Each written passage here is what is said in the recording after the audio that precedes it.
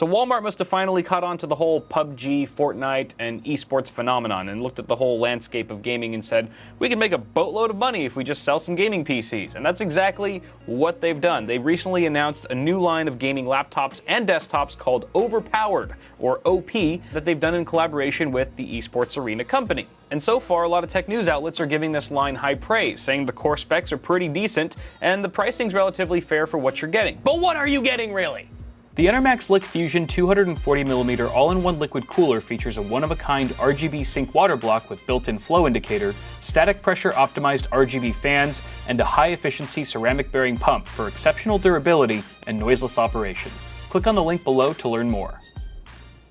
Anyway though, I'm trying to stay optimistic with this whole gaming line thing, but at the same time, I don't want Walmart to follow suit with a lot of existing system integrators who sell very affordable pre-builts at the expense of cutting corners where they shouldn't, throwing dirt cheap cases into their systems, or really cheap power supplies that blow out in the first 6 months, just so that they can make their margins. And the last thing I want is a bunch of kids or adults going out and buying these systems because they're there and they're relatively affordable and they have all these really good core specs, and then finding out too late that they bought a junk rig. So yeah, I've seen how some SIs make their money. I don't agree with it fully, and I'm hoping that Walmart isn't going down the same path. I can't say for sure just yet, and there's still going to be a lot of questions that go unanswered in this video because we only have so much information to work with, but we're at least going to be looking at that information more closely today so we can infer some things about these systems. Now I'm going to save the gaming laptops for another video. We're only going to be taking a look at the gaming desktops, starting with the DTW1 at $1,399, DTW2 at $1,899, and the DTW3 at $2,099 US. You can see the cases look pretty identical and they each have a Core i7-8700 from Intel. This is a non-K SKU. You won't be able to do any CPU overclocking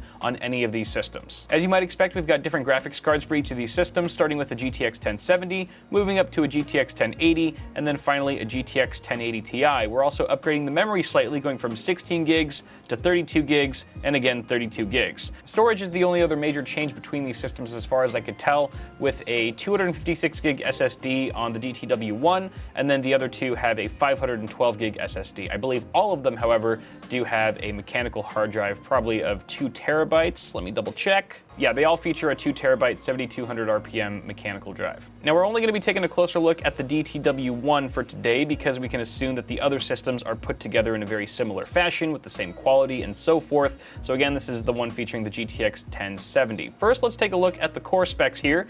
The list is fairly vague. Again, we have that Intel Core i7-8700 with a GeForce GTX 1070 with 8 gigs of VRAM. Now there's no manufacturer or add-in board partner listed here. We'll take a closer look at that in the pictures in just a moment. For memory, we have 16 gigs of RAM at 2440 megahertz. First of all, it's funny that they don't list DDR4, even though that's relatively implied. And this is a very peculiar RAM speed, indicating that, you know, this is probably just sort of an OEM kit that's being sold exclusively to system integrators that you can't find on the market, because I have never seen a kit of DDR4 at this rated speed. You guys let me know if you've seen otherwise.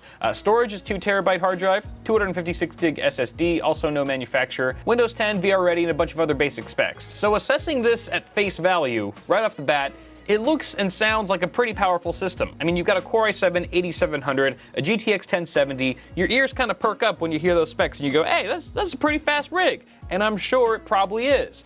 But let's take a look at some of the finer print and details here.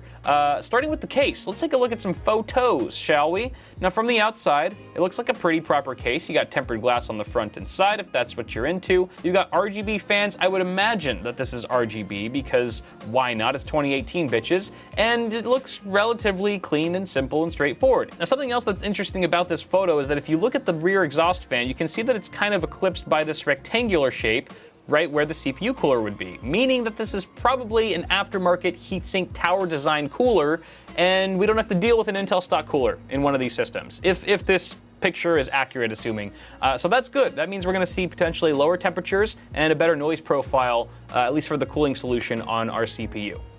If you look at the back of the case, there are a couple things that stand out to me. For starters, we've got this power supply cutout that looks a little on the cheap side. I mean, I'm not gonna judge a case by its PSU cutout, because that's a saying, but I don't know, it just doesn't look super high quality to me. It looks kind of thin and flimsy, because you can really see the cutout edges and sort of see that it wasn't painted on the inside there. And also the thumb screws on the left side panel, or I guess on the right side panel, are relatively cheap looking. Obviously the ones on the tempered glass look fine, but these ones look small and they look a little plasticky. If they're plastic, that's a sign right there.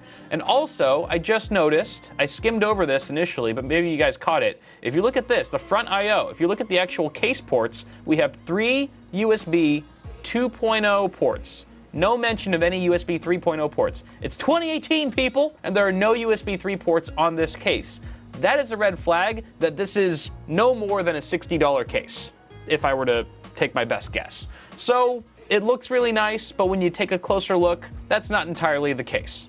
Pun intended. Now, while we just learned some things about this case from looking at its behind, this picture also tells us some things about the other components in the system. For one, we've got this case fan that's included. Again, it's probably RGB, or even if it's not, who cares? It looks to be a 120mm fan. I don't see any red flags right off the bat. But to the left of that, we can see our motherboard's rear I/O, which gives us a couple warnings that this might be a budget option. For starters, we've got 2 PS2 ports, not even a combo port, just like one for mouse and one for keyboard. And we have a single D-sub VGA port. Not that you're going to need any video outs, most likely from your motherboard, because we've got a discrete GPU here, but even on budget boards, you typically see a DVI port there as well, maybe an HDMI, but no, you just get VGA D-sub, which again indicates that this is a relatively cheap board. And then I think the biggest indicator here that we're pretty entry level is 2 USB ports. Even some of the $60 or $70 B360 options have more than 2 USB 3 ports. So again, I'm not exactly sure what motherboard this is, but I have a pretty good idea of how much Walmart might have spent on it. Just below we see the rear I/O for our video card, which is evidently rocking a 2-slot design, and the reference video outputs for Pascal, a 3 DisplayPort, 1 HDMI, and 1 dual-link DVI. What really gave this card away as to what it might be, however, was seemingly the least important thing on this back panel, which is the ventilation slots. Based on this pattern, I was actually able to match it up with a Gigabyte card. The rear panel of the Gigabyte GTX 1070 WindForce OC model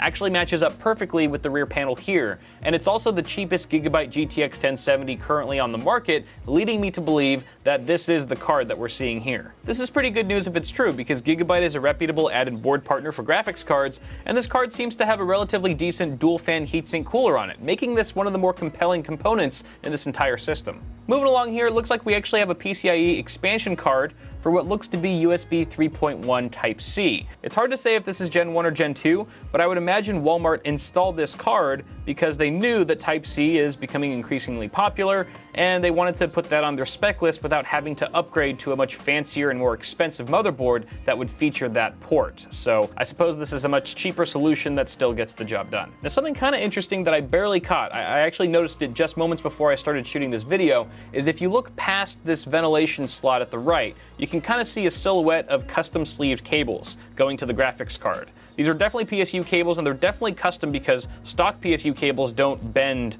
and sort of curve this naturally or gracefully, which is kind of cool and makes sense too. If you're selling a system with a case that has tempered glass on the side panel, you'd want it to look relatively nice on the inside as well to sort of appeal to gamers and all that. So it makes sense. Spend another 20-30 bucks on your overhead, get some nice sleeved cables in there, and also below the cable you can kind of see a power supply shroud. You can kind of see the orange lighting reflecting off of whatever cheap steel is in there, but it's not too surprising to see a power supply basement inside of a cheap case these days because they're relatively inexpensive to integrate. So that's kind of interesting. And then finally, we've got our power supply. Let's talk about the PSU for a minute here. Like I said, a lot of system integrators are known to cut corners, specifically with their power supplies that blow out way sooner than gamers would like them to. So I can't really tell you much about this unit. You know, I can't tell you the wattage, the efficiency, if it's 80 plus certified or not. There are units that look this cheap from behind that are still 80 plus certified. So I can't just say immediately that it's not, but it remains to be seen what kind of wattage and efficiency we're actually going to be looking at here. For me, power supplies are literally the biggest concern with pre-builts because they have the potential to damage every other part in your system. They connect to everything, and if something were to go seriously south, you could be looking at a lot more than just a damaged PSU. So hopefully, whatever unit's in there, Walmart has chosen wisely. So what do we know for sure? We know that we've got an 8700 in here, which retails for $320 right now on Amazon and Newegg. We know that we have a GTX 1070, most likely something like a WindForce OC, which is also about $370 right now on Newegg.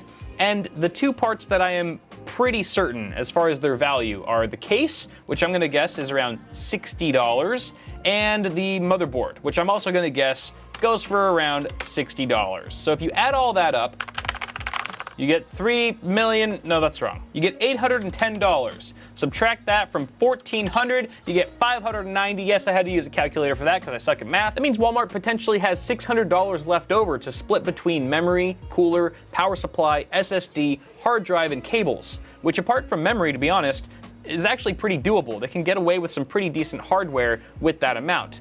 The problem is that they don't really have $600 left over to split between those parts because they have to skim some of it off the top for profit for themselves. When you buy a pre-built, some of the money goes to the person selling the system, and we just don't know how much Walmart is planning to skim off the top of these desktops in the first place. If they're aiming for a $300 profit, then they're only leaving you $300 left to split between the 6 components that I just rattled off, and in that case, it's gonna be a pretty bad build. You're gonna get a crap power supply, a crap SSD, and so forth. But until more details come to light, we just don't know. But that's all I got for now, guys. Let me know what you think about this in the comments below. Toss a like on this video if you enjoyed it, and get subscribed for more tech stuff coming at you really soon. Guys, thanks for tuning into this one. Have a good one, and I'll see y'all in the next video.